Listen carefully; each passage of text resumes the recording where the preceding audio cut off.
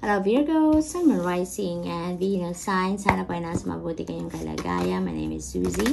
And welcome back po sa Star Tarot. Ito po ang inyong weekly. This is your oracle messages for the month of September.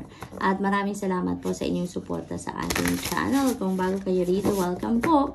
At kung hindi pa kayo nakakapag-subscribe, subscribe na kayo para updated kayo sa mga readings. Paalala lang na general reading ito, kaya hindi ito mag-resonate sa lahat. Kunin lang po kung ano ang sasakto sa inyong sitwasyon.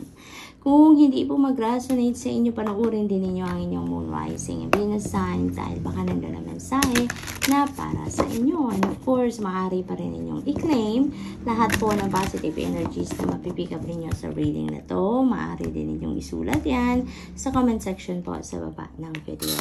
Kung muna tayo ng trinkets po, tignan natin kung ano ang message para sa inyo ng spirit for the month. We have the Bagua. This is really beautiful, Virgo, because this is about wealth. This signifies prosperity and abundance. Yay! Claim nyo na yan. Write it down in the comment section below. Ayan, i-claim nyo na yung wealth na yan, prosperity and abundance because it is coming your way. Pasensya na sa boses ko ha, kasi namamalat po ako. Pasensya na. So Virgo, we have tortoise. Ayan. So, slowly but surely. Ayan. Yun ang atake ni Virgo ngayon. Or this is the reminder for you. Kasi maaaring may mga bagay na gagawin kayo ngayon na mabagal. Mabagal ang turnout. Mabagal ang balik. Mabagal ang pagtingin ninyo sa resulta. Maaaring gano'n. But you know what? Huwag kayong mag-alala kasi kahit mabagal yan, at least sigurado ang papupuntahan yan. At least sigurado na papunta kayo sa kung saan man ninyo gustong makarating. No? Slowly but surely, getting ahead. So what else? We have key. Wow, napakaganda nito. Nasa inyong mga kamay ngayon ang pagbubukas. No? Nasa inyong mga kamay, sorry. Nag-a-advance ang bibig ko, pero yung isip ko naiwan. Pasensya na po, Virgo. Nasa inyong mga kamay ang susi sa pinto para sa pagbubukas ninyo ng mga bagong opportunities and possibilities dito para sa sarili ninyo. So this is really beautiful. That's very promising. Una mensahe ng card sa inyo, Virgo. We have ignite your passion and we have the garnet. Ignite your passion, Virgo. So feels like to me na ngayon, talagang magiging going to be very passionate about what you want to do sa ngayon. Tulad ng wealth, prosperity, and abundance. It feels like to me na lalo kayo ngayong gaganahan, sa pagtatrabaho, sa pagsisikap na maghanap ng prosperity and abundance sa buhay ninyo, or sa pagpapatuloy ng inyong mga ginagawa sa inyong trabaho, career, negosyo. You're going to be very passionate about that sa ngayon dahil you know that wealth, your prosperity and abundance is in your horizon. Kaya it feels like to me that you're going to take advantage of this energy talaga at lalo kayong magsisikap para yun talaga ang dumating ma-attract sa buhay ninyo sa ngayon. What else? We have black tourmaline. Protect your energy. Ayan. Protect your energy. Sa huwag na ninyong hayaan na mapaligiran kayo ng mga taong negative. Yung mga negative thinking people, yung mga marites, marisol, yung mga ganon. It's not going to help you at all sa buhay. You're just going to be dragged into their dramas. Virgo? Kaya that is one way of protecting your energy. Surround yourself with happy people. Surround yourself with inspiring people. At iwasan ang mga drama sa buhay. Iwasan na ninyo ang mga taong mas yung bang drama lang ang hatid sa buhay ninyo, Virgo. Okay?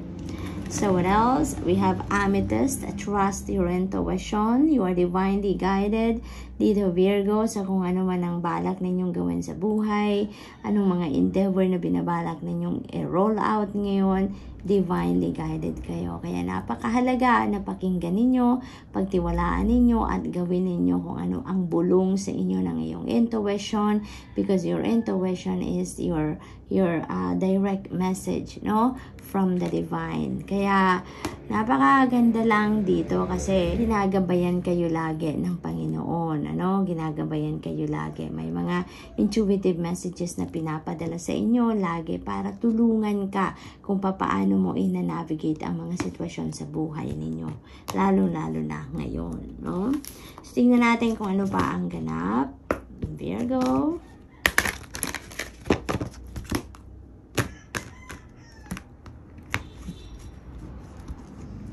We have divine alchemy. Move beyond the current challenges. Focus on what you desire. Ayan, mag-focus lang kayo sa kung ano yung talaga yung plans ninyo, ano yung mga heart's desires ninyo, at malalampasan ninyo kung ano man ang mga challenges na maaring ma-encounter ninyo sa buhay. Natural lang naman yan, that is a natural occurrence in life, in our life's journey na magkaroon ng mga challenges sa buhay, but you are going to move beyond that, Virgo. Malalampasan ninyo yan. Kaya focus na lang kayo sa kung ano ang kailangan ninyong gawin para makarating kayo doon sa inyong mga pangarap, sa inyong mga heart's desires. Okay? Love and acceptance and hope. Always keep your hope and faith alive sa puso ninyo and always hope for the best. Kung ano ang possible outcome na maganda, doon kayo mag-focus, Virgo. Buhayin ninyo lagi ang tiwala ninyo sa Panginoon, yung paniniwala ninyo, ang pag-asa, na kahit may mga challenges na may encounter kayo sa buhay, umasa kayo na laging maganda ang kakahinatnan ng iyong journey. Okay? Love is yours. Recognize your divine worth and choose loving thoughts.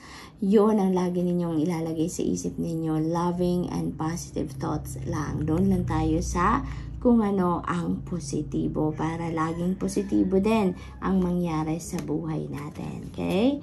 We have prayer and contemplation, charity, connect with heaven, ask and you shall receive. Ayan, napaka-powerful. Ask and you shall receive. Ang iba sa inyo dito, it feels like to me na talagang nagdadasal kayo, nagsusumamo kayo kay God, na tulungan kayo sa kung ano man ang kailangan ninyo, kung ano man ang mga pangangailangan ninyo, kung ano man yung ano ninyo ngayon, yung sitwasyon ninyo ngayon, parang inihihingi nyo talaga yan ng, parang sinusurrender ninyo, yun ang napipick up ko dito.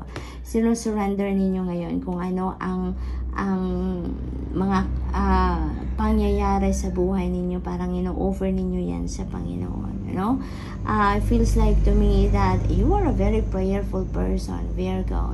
You are very prayerful. You are always connecting with the Lord. You are always connecting with the divine universe, and kaya naman binibiyayaan ka. Virgo, ang napipick up ko for some of you, meron kayong answered prayer na natanggap recently. This is not going to resonate with everyone, just take as it resonates, but definitely meron sa inyo dito na nakatanggap ng kung ano yung pinagdadasal ninyo, parang nakuha nyo recently, parang binigay na sa inyo ng divine universe, binigay sa inyo ng Panginoon. Kaya naman talagang yung nakikita ko dito sa charity na to, parang you are praying in gratitude, hindi yung may Virgo dito sa collective na maaring nanonood ka ngayon or nakikinig ka ngayon na nagdadasal ka hindi para humingi ng tulong or humingi ng blessing, but nagdadasal ka dahil nagpapasalamat ka dahil sa biyayang natanggap mo, dahil sa answered prayer na binigay sa iyo ng Panginoon recently lang, So that is not going to resonate with everyone, There's just maaring isa lang sa Virgo collective ngayon ang may ganon. Yun ang aking napipick up dito. And for others of you, Virgo, sinasabi naman sa akin ito, ask and you shall receive. Magtiwala kayo na kung ano yung dinadasal ninyo, ano yung inihihingi ninyo, na pabor or blessing sa Panginoon, you will be heard. Your prayer will be heard and that will be given to you. So, yun ang aking napipick up dito for some of you. Malat na po ang aking lalamunan. Pasensya na. Super dry na talaga. So, we have success. Wow! Secret Spring. This is really beautiful. Kasi, alam mo, Virgo, para talagang you are being led to where you need to go at nandoon ang success. No? Parang ano, kaya, you know what, meron tayong trust your intuition card, diba? Ayan, sa Amethyst. You know what, Virgo, napakamahalaga, napaka-importante ngayon na talagang sundin ninyo kung ano yung binubulong sa inyo ng iyong intuition. Kasi parang ginagabayan ka ng Divine Universe kung ano ang dapat mong gawin para doon sa pagtatagumpay mo. Parang you are being led to the path where you need to be para magtagumpay ka talaga dito, Virgo. Kasi parang this is guaranteed success, no? Guaranteed success ito, Virgo. So kung ano man ang ginagawa ninyo sa ngayon or maaring gagawin pa lang, there is guaranteed success provided that you follow what your intuition is telling you, Virgo. No? So, tingnan natin kung ano pa ang ganap. We have passage. Ayan. So, there is new beginning energy dito. New beginning energies in your horizon. So, maaaring may mga sisimulan kayo dito, no? Maaaring may mga bagong opportunities and possibilities coming in sa buhay ninyo dito, Virgo. Definitely, yes, nakita ko yung susi, no? Nandito pala sa inyo ang susi para sa pagbubukas ng bagong opportunities and possibilities dito. So, this is really beautiful kasi talagang merong mga parating, no? May mga parating na blessing sa inyo that is going to bring forth, you know, new opportunities and possibilities para sa inyo. That could be in any area of life. Maaring business opportunity yan, maaring opportunity to travel, relationship, bagong money path. It could be in any area of life, Virgo. So, what else? We have purity. Ayan. You know, Virgo, ang na-pick up ko agad dito, the purity of your intention and the purity of your heart, no?